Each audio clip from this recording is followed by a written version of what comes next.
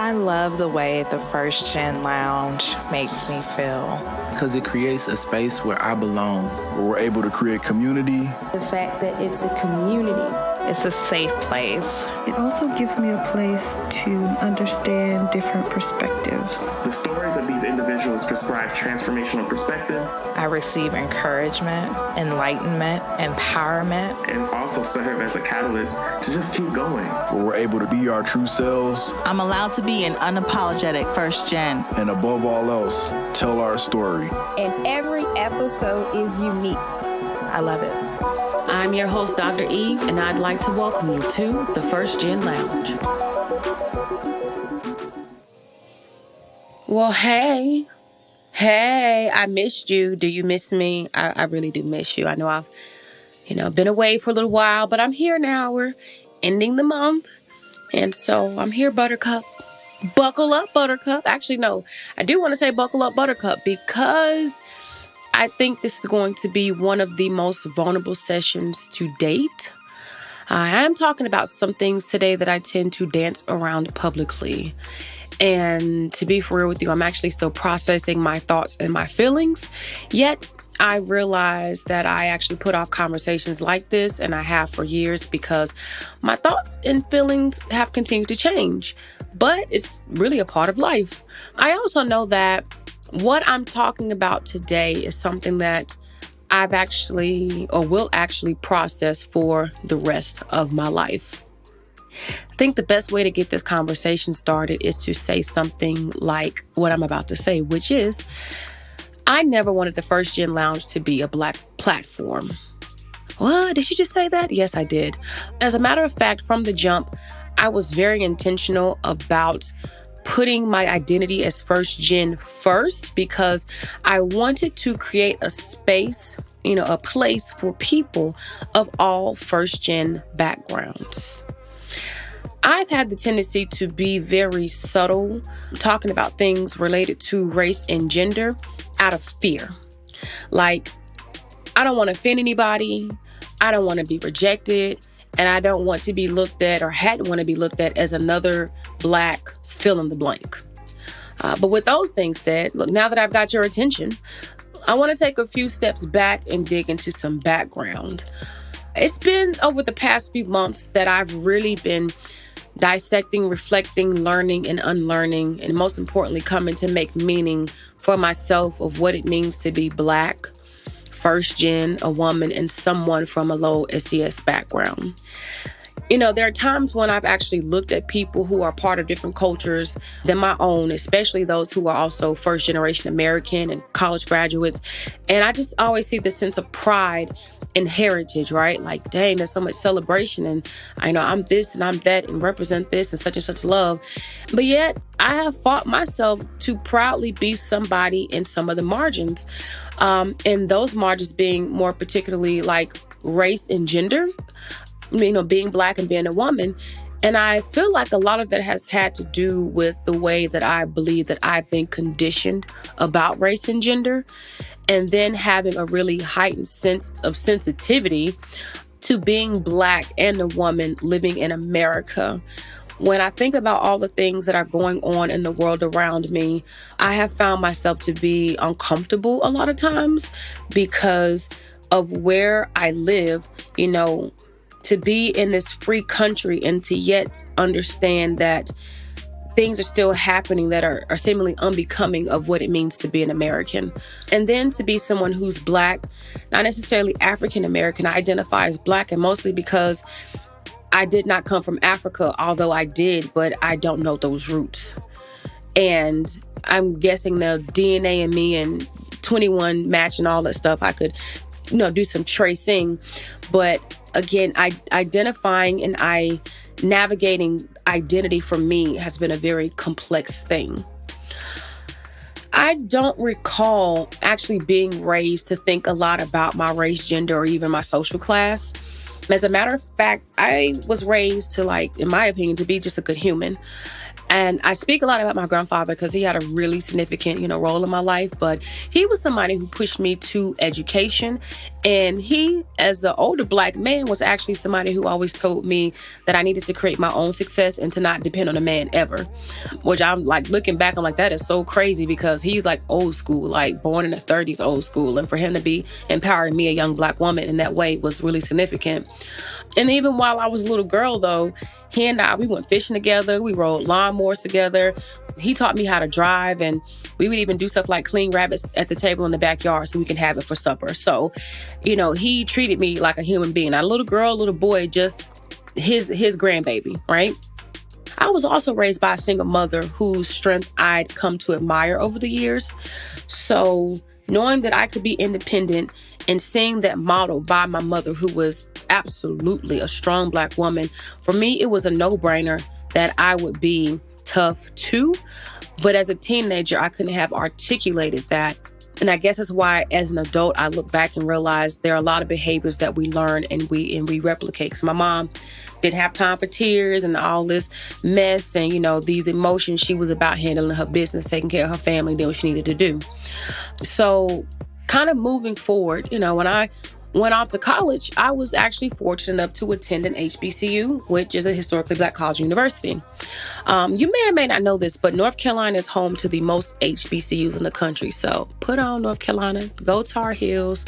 That's for the whole state, not just UNC.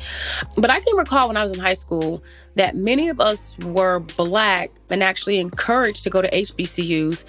And again, when I look back, I can totally understand that being because a number of educators that I'd experienced in my time in K-12 education, these individuals were HBCU educated. And while I was in high school, though, I had a very diverse class of individuals that I was around, like not just class, social class, but people from all backgrounds and walks of life. So being in a space that was culturally, socially, economically diverse, it was just nothing new to me. It was actually a really, really great experience. I never really gave a lot of thought to being in the margin or any margins for that matter. Like, I was my classmates and we had differences and several of us worked and, some people didn't. Some people drove Acuras to school. Some people drove beat up Honda Accords, but whatever, like we were all together in this thing and IB, AP kids and at one of the best high schools in the country. So we all together on this.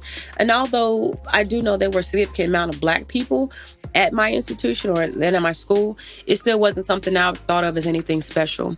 So again, fast forwarding, while I went to an HBCU, I didn't think much of being Black or a woman.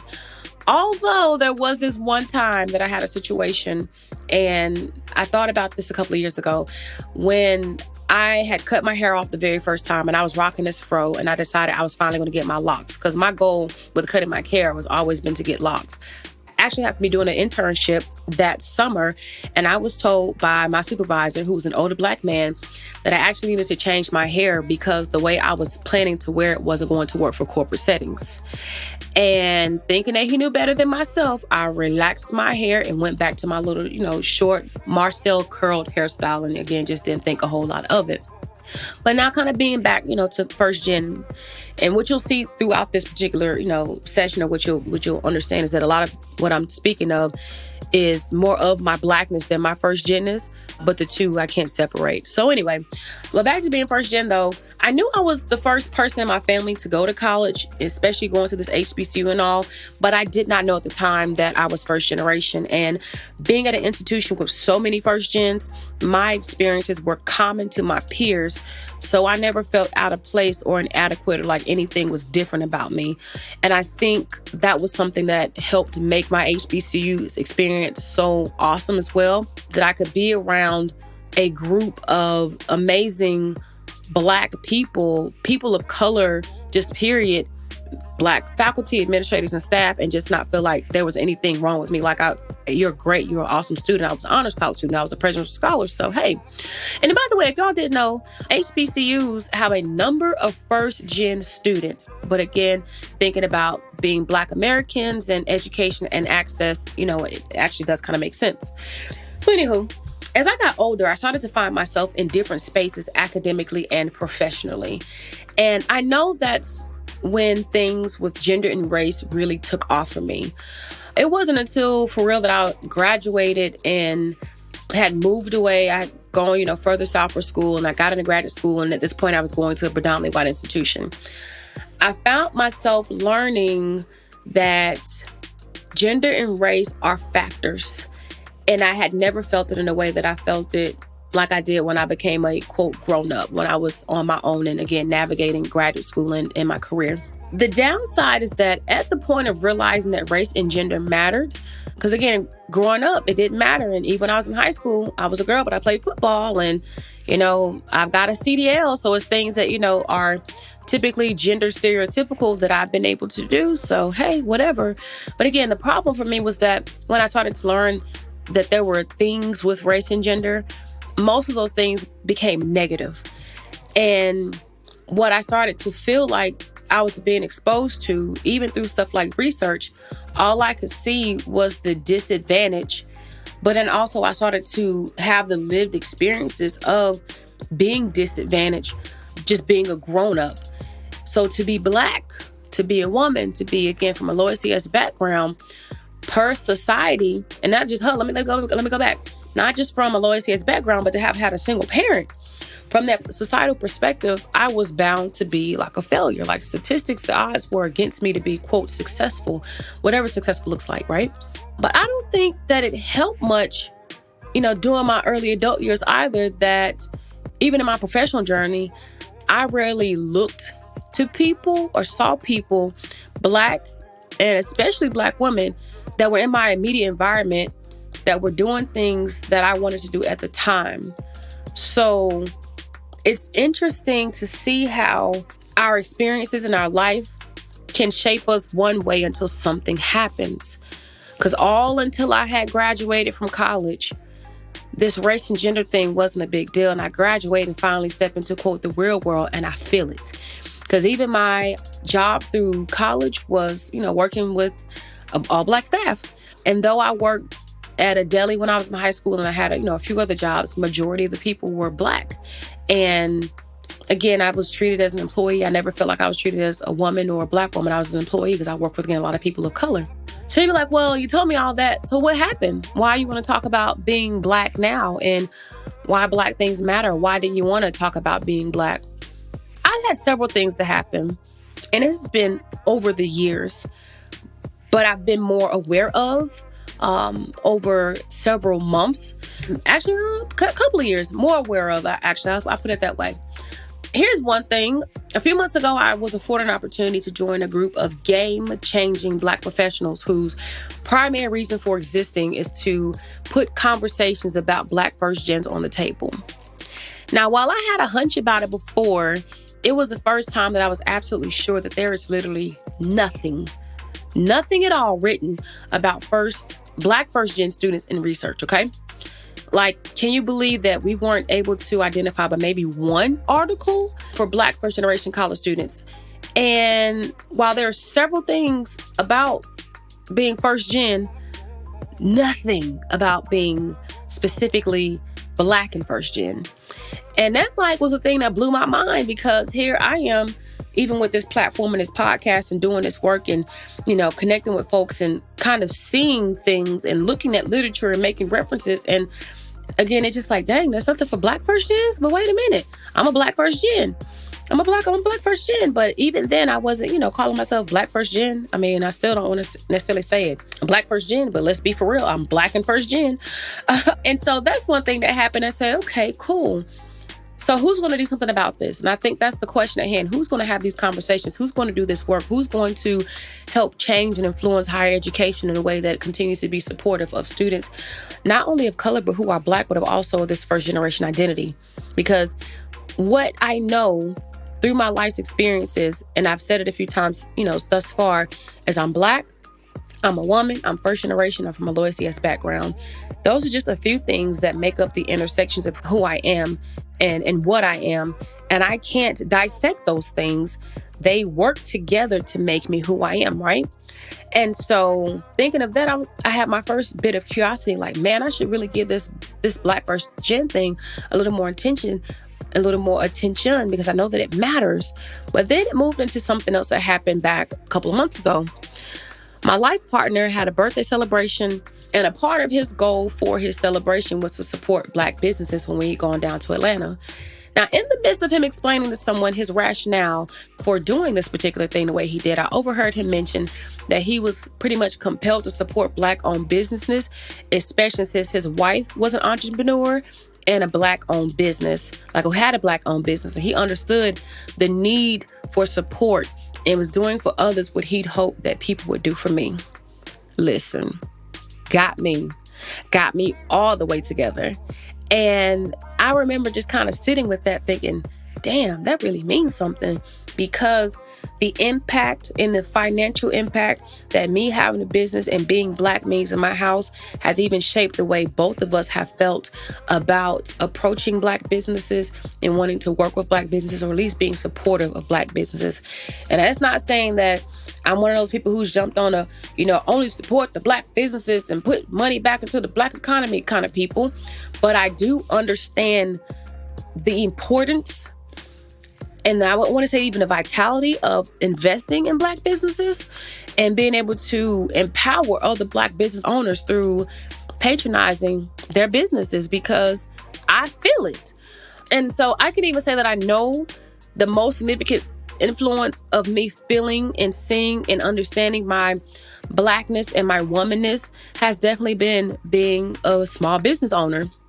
And I've noticed over the past 2 years or so, unlike sometimes before, I have taken a greater interest in supporting Black people, women, and again, especially Black women, because of the things that I've gone through and that I'm going through.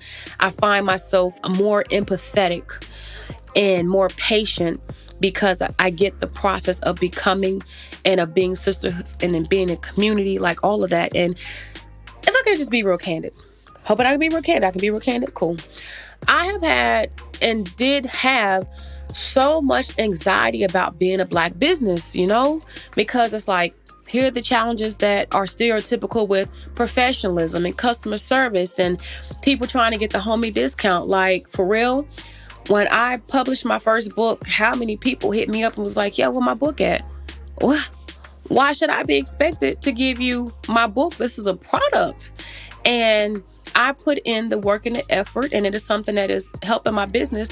Why not just hit me up and buy the books? Or I even had, another person to request a large amount of books from me, apparently looking out, supporting, and then ended up not even buying the books. And I had to go through the process of ordering the books, getting the books to the house, signing all the books, doing the labor.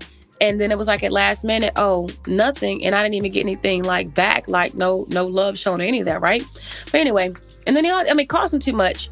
Why sometimes do people look at Black-owned businesses and be like, oh, they cost too much? If they say that's what their worth is, that's what their worth is.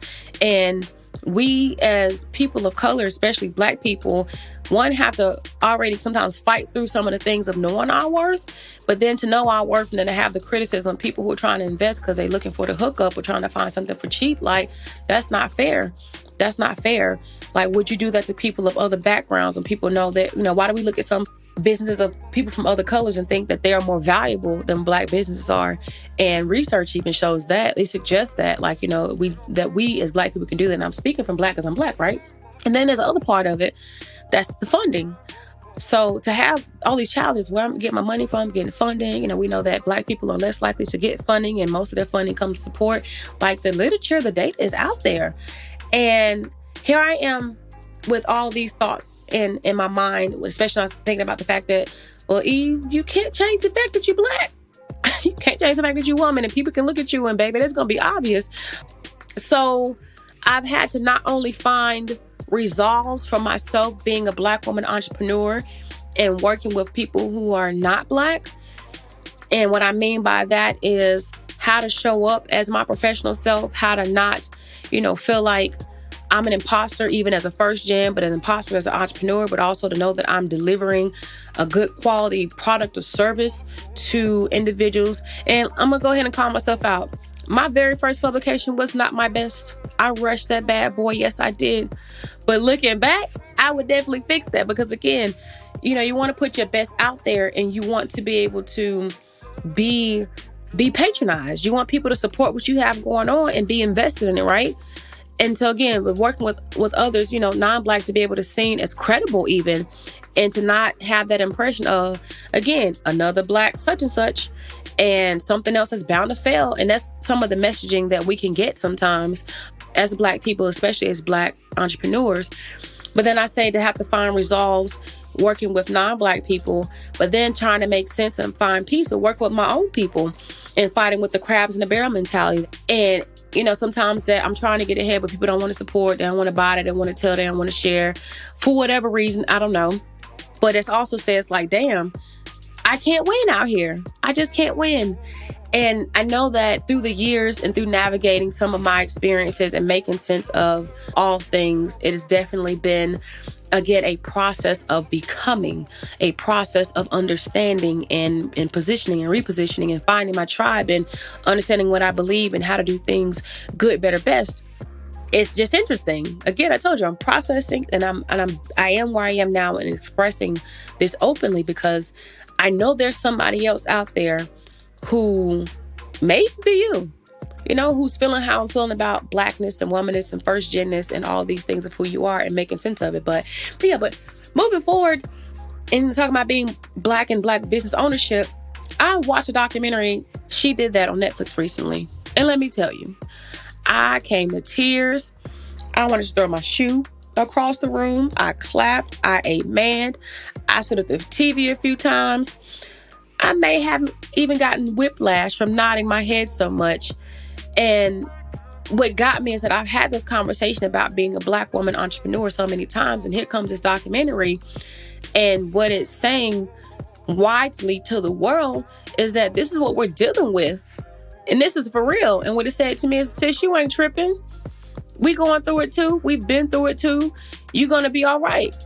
But I was validated in what I was thinking and some of the experiences that I've had. But then after that, I'm like, I'm good, right? Because Black women, we keep rising. And the other thing that happened, because again, the things that have caused a change for me have been experiences and me thinking about my Blackness and embracing my Blackness and not running from it or being afraid of it. I had an event a few months ago and I reached out to a few folks for financial support. Now, granted, everybody I reached out to that I can recall was Black.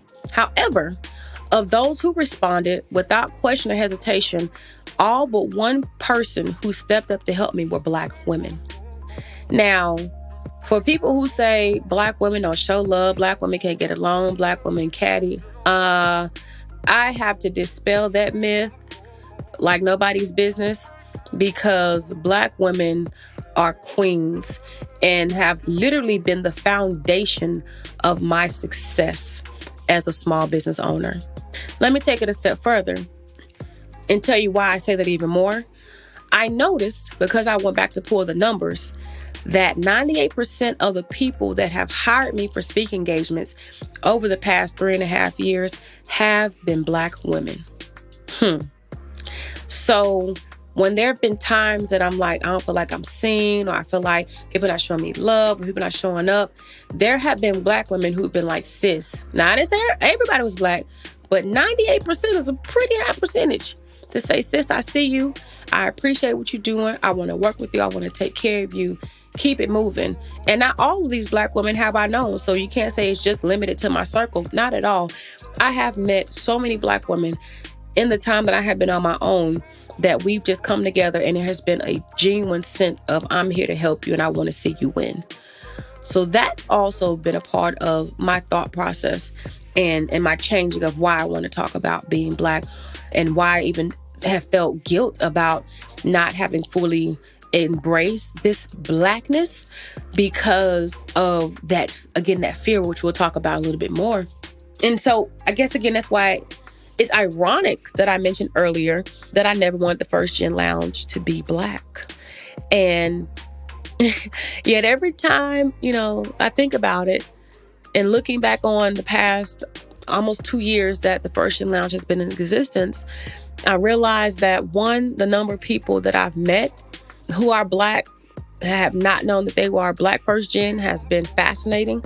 So there's a lot of education that still has to happen within the Black community about first gen is because people are struggling and going through things and they Black first gen and they just think that this is normal. But I'm like, it's not. Well, it's normal for us, but there's a better way.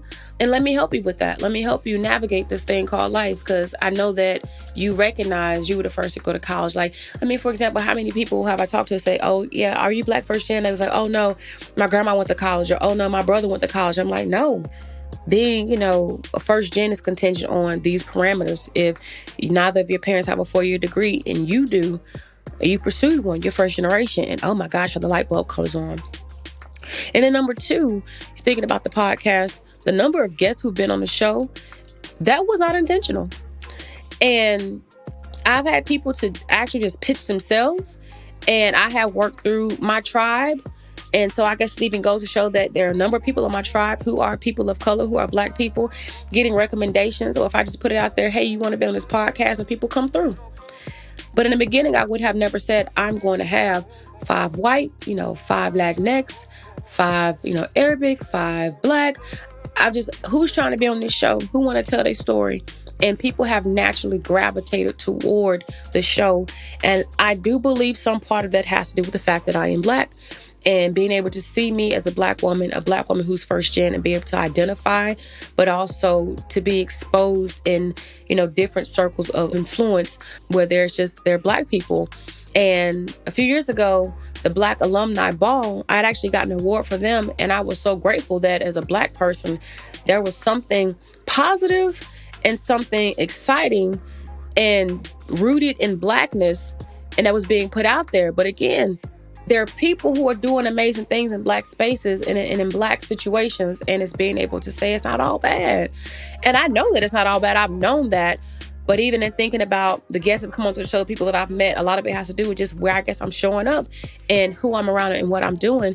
But that doesn't mean, kind of reminds me of HBCUs, it doesn't mean that just because you see Black that it's not for everybody. It's for everybody. It definitely is. And then the third thing about the First Gen Lounge, again, in spite of the fact that I was like, yo, I don't want this to be Black. The vibe, period. When you listen to the show, you very well hear these tracks in the background, and it's a whole mood. But it's who I am naturally. So when honoring who I am naturally is just a Black vibe. And I was like, yo, you're going to have to get yourself together. Because I'm going to go back to something I said earlier. I felt the conviction that if I'm preaching, be who you need, and if I'm truly living to inspire others, am I contradicting what I'm preaching if I'm not fully acknowledging all of who I am? Or even better of that, when I say not fully acknowledging, not straight up saying Black this, woman that, Black woman this. Like, that's cool if I say that. It's okay. And if the work that I'm doing is giving a marginalized group of people something to believe in, if it's helping a marginalized group of people grow and be better and overcome. So if what I'm doing out here is really making a difference and it's changing lives and it's positive, why in the world would I hide behind fear when it's obvious on so many levels that there is work that needs to be done? And y'all, I've really been getting on myself, because I'm like, yo, this is crazy that you feel this way. What's making you feel this way? Is society? Is it, getting all the statistics that you're saying? Is it the redlining? What is it? And I'm like, no, but people can't get better or do better if they don't know better. And if somebody knows better and can tell you better or help you be better, why not? Why not? Somebody help me. And the greatest conviction was that I am doing Blacks, women, and Black first gens a disservice by not embracing the intersections of who I am, because I just can't change these things. I said it before, I can't change these things. I have to lean into it. And that doesn't mean that I'm going to be out here wearing dashikis and throwing up the fist. But that does mean that I very well have a greater sense of responsibility, because when you realize that people need help and people we have a tendency to look to people who look like us. Let's just be for real. We can be inspired by any and everybody, but there's something like being able to look to somebody who's been through what you've been through and understands your life's path. I'll be for real about that. And for me, it was also feeling like, well, at the end of the day, I can't even liberate and empower folks who look like me and come from where I come from if I'm not doing it for myself. And I believe that I can't tell you anything that I can't fully live, or that I can't be, or that I'm not doing. Like, it's important, right? At least I think it's important. And so all of this to say, because you're like, oh, you done had your awakening, girl. You there. I was just so scared of being blackity black. I was scared that I wouldn't be good enough for my own people and they wouldn't invest in me because I don't have a large following on social media. I ain't famous. I don't have, a certain amount of money, and I ain't go to an HBCU, and my waist and my, butt want to start all this blah, blah, blah, blah, blah. Because sometimes within, I feel, my Black culture, we can be critical. And, if you ain't famous or got a name or got a brand and you ain't somebody big, sometimes we ain't trying to invest a fool with people. Sometimes. No, as I said, sometimes, not all the time. And then I was just scared that to own my Black assness, that I wouldn't have the support and the interest of people who were not Black for this platform, for anything else that I do. But it's like, well, regardless if I felt like that or not, they still gonna look at me and see that I'm Black. And it's just what it is. So there's no getting away from being Black. There's no getting away from me being a Black woman. So it's almost like one of those damned if you do, damned if you don't kind of moments. And in my head, which I feel like, talking to other Black women entrepreneurs and other Black entrepreneurs, period, these are conversations that we have in ourselves, but not out loud. Because one, the criticism of the judgment or the understanding of, where we belong and what to do and what not to do and what rules to follow. Do you follow Black rules? Do you follow non-Black rules? How do you go out here and get it? How do you not hate another sister? I am very well a speaker. And I have had it before where I could not make it to an engagement that somebody called me for. And I reached out to somebody else who I knew was a speaker and was like, yo, can you do this? Because I understand the importance of being able to pull other people up. But I also know that I'm not going to allow myself to be used either. And so navigating what's enough and what's too little. Am I being too white? Am I being too different? Am I relatable? Am I too Black?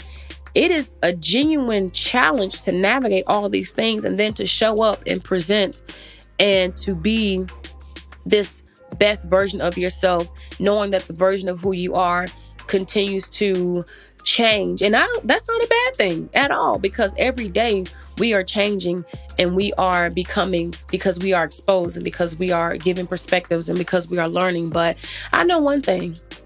I don't have to be scared or unapologetic, because it is what it is. I'm Black and I'm a woman, and I was created this way for a reason. And just because I'm a Black woman, it doesn't mean that it takes away from anything that I am, or it takes away from anything that I can do, honestly. So rather than have all these negative associations with being Black and being a woman and first gen and low SES, I see these things as a strength. And I recognize that every opportunity for me is a chance to represent and present excellence to the world based on these margins. Like, I have the capacity to reshape the narrative of what Blacks and women and first gen look like each and every day. So rather than being scared and being sensitive about stepping on toes or making people uncomfortable because I'm talking about Black first gens and Black first gen history makers for 29 days, that's okay. That's okay. Like, I know that I'm not for everybody, and I'm not for everybody non-Black or Black. And that's just the reality. And that's a reality for you who is listening to this. You're not for everybody. So no matter what margin you fall into, you can keep trying to dip and dodge and figure out how to, fit and make things, work to be comfortable. But you ain't for everybody. And that's cool. And, I continue to learn from my experiences and take the knowledge that I'm getting to be able to mentor other people on their journeys. If I can help improve your life and your experiences, why not? And there's no shame in if I'm going to have an event and say, this is for Black women. Black women, I see you. Black man, I see you. Black love, I'm for you. That does not make me a bad person, does not make me racist. It does not make me thoughtful. As I alluded to earlier, the celebration of my Blackness doesn't mean that I'm excluding other people. It doesn't mean I can't appreciate and even celebrate other vast walks of life and experiences and come to know what other people, why can other people from other cultures have such celebration and be so happy of their Black? And I've got to struggle with mine because, don't do that.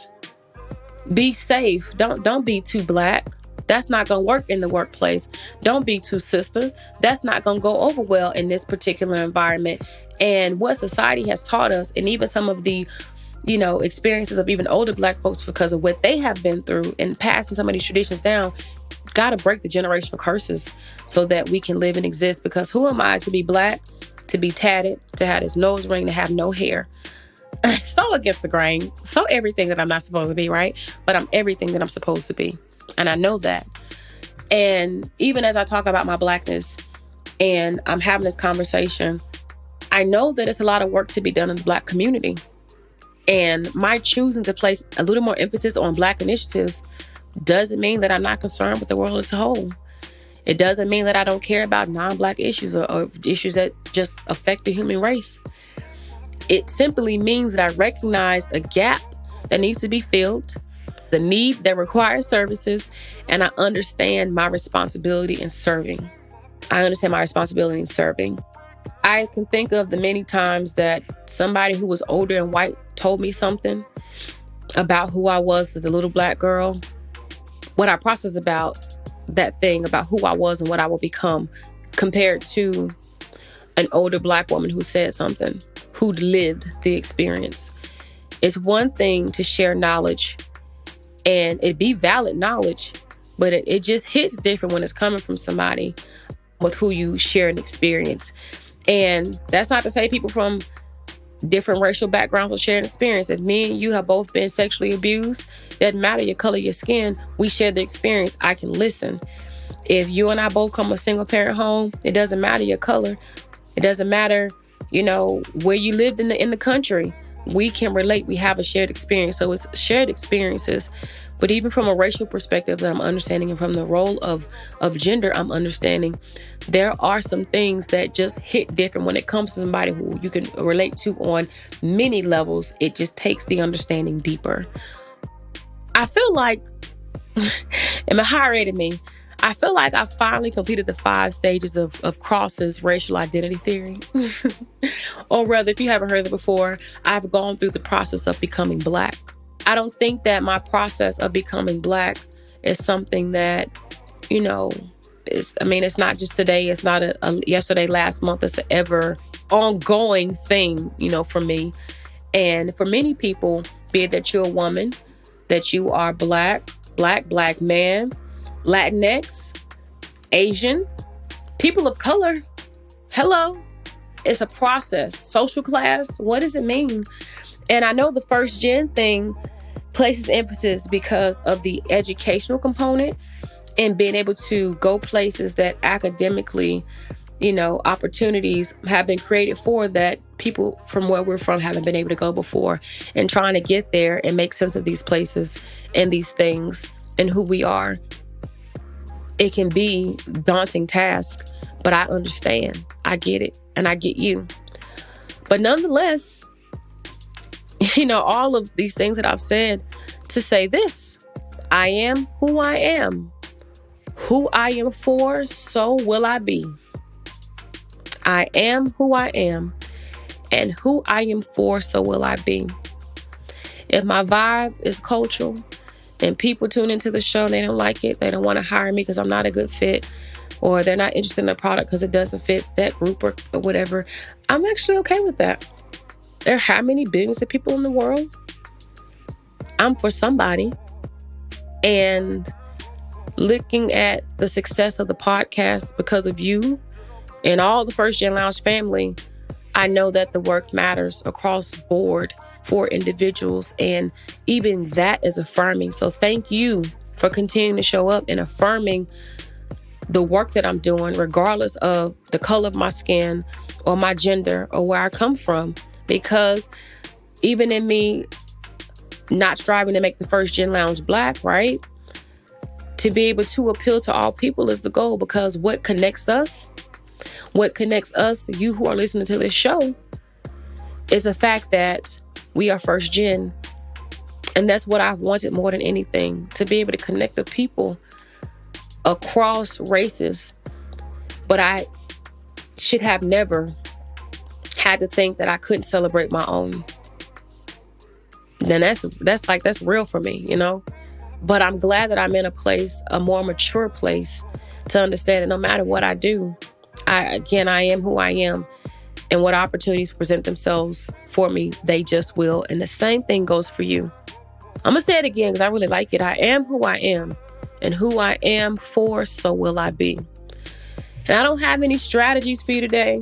No tips, or not really tips, but a message that I want to leave you with, which I'm hoping that you've embraced throughout this show. And it is this: if I can leave you with anything, especially if you're trying to make sense of who you are and are figuring out your place in this world, I want you to know that the very thing that you may be fighting about yourself is very likely to be the thing that is pushing you into your greatness. And the very thing that is making you uncomfortable is probably exactly what you need to level up. So stop running from what and who you are supposed to be. Identity is ever evolving. And with the more you're exposed to, the more you learn about yourself. So at any given moment, don't apologize for being who you are. Don't feel bad for what you believe. Don't run, or don't think that you owe anybody, that you're any less or any more even than other people because of your circumstance. Just be the best version of yourself that you can be, because at the end of the day, that's all that matters. In the meantime, please know that I love you. And I'm grateful for you being in this space. I'm grateful for you being a part of the First Gen Lounge family, for being a part of this First Gen community. Because regardless of where we come from, we First Gen out here, and we have to help each other. Because who else will? All right, I'm out. Peace.